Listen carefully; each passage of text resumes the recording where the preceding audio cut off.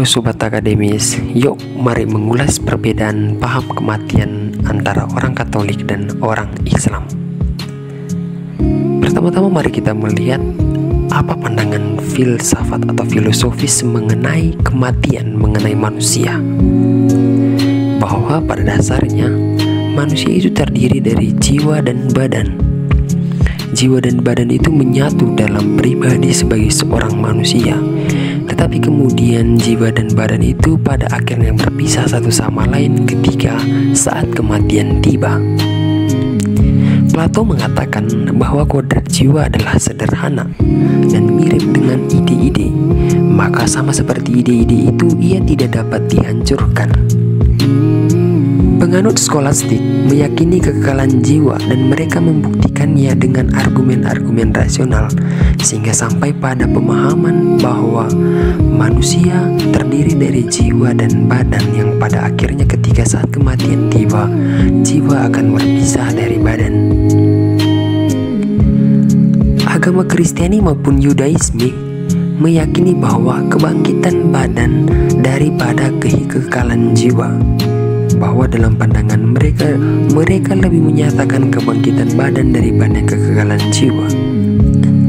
Pemahaman ini sudah sangat mendalam karena bukan hanya jiwa yang kekal, melainkan kebangkitan tubuh atau badan setelah kematian. Inilah misteri kehidupan dan kematian.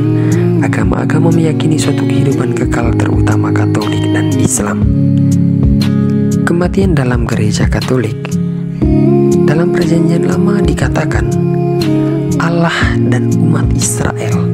Umat Israel melihat kematian sebagai akibat atas dosa yang dilakukan dan kemalangan manusia. Jadi kematian selalu dihubungkan dengan manusia dalam hidupnya dan kaitannya dengan nasib yang akan menimpanya.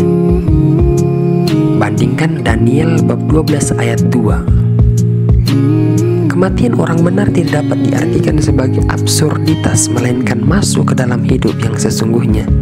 Kematian adalah persahabatan dan persatuan dengan Allah yang sudah terjalin, itu dilanjutkan dalam hidup yang baru dan Allah diakui sebagai tujuan hidup manusia.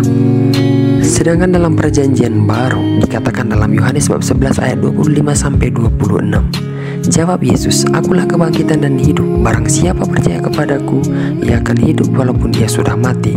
Dan setiap orang yang hidup dan percaya kepadaku tidak akan mati selama-lamanya. Percayakah engkau akan hal ini?" Kematian selalu dikaitkan dengan tindakan manusia yang kemudian melanggarnya dan mengikuti perbuatan terlarang atau dosa. Kematian tidak berasal dari Allah. Dosa dan kematian adalah oposisi dari Allah yang adalah cinta. Dalam Katekismus Gereja Katolik, KGK 1030 mengatakan, siapa yang mati dalam rahmat dan dalam persahabatan dengan Allah namun belum disucikan sepenuhnya memang sudah pasti akan keselamatan abadinya, tetapi ia harus menjalankan suatu penyucian untuk memperoleh kekudusan yang perlu supaya dapat masuk ke dalam kegembiraan surga. Bisa juga dilihat KGK 1031, KGK 1032. Kemanakah jiwa itu setelah kematian? Keyakinan orang Katolik mengatakan ke surga, ke neraka, dan ada satu hal lagi yang lain adalah purgatorium atau api penyucian. Purgatorium atau api penyucian ini bisa dibandingkan dalam 1 Korintus bab 3 ayat 11-15. Lalu bagaimanakah kematian dalam pemahaman agama Islam? Dalam Quran Suci An-Nisan pasal 78 dikatakan, di mana saja kamu berada, kematian akan mendapatkan kamu, kendati pun kamu di dalam benteng yang tinggi lagi kokoh. Bisa juga dilihat dalam Quran Suci Al-Anbiya 35. Bagi Islam, kematian adalah sebuah pintu yang membawa kita kepada kehidupan abadi. Dalam Quran Suci Al-Maidah 106, tak ada satu manusia pun di dunia ini yang dapat mengetahui kapan dan di mana ia akan mengalami kematian itu. Maka perlu bagi jamaah muslim untuk mempersiapkan diri dan mengucapkan kalimat dari Rasulullah Sallallahu Alaihi Wasallam, la ilaha illallah, yang berarti ajalnya akan tiba. Menuju surga, hal-hal yang bukan dilakukan adalah untuk kesenangan.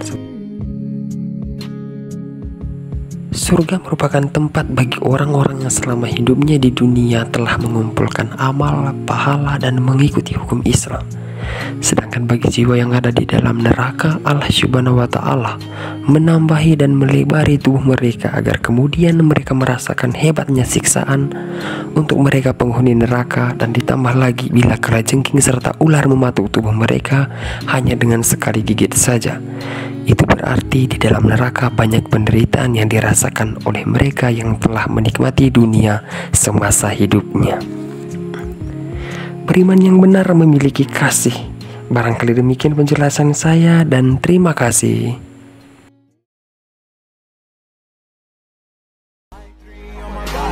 I'm an icon, man. And my girl about a 10. I should fuck her in a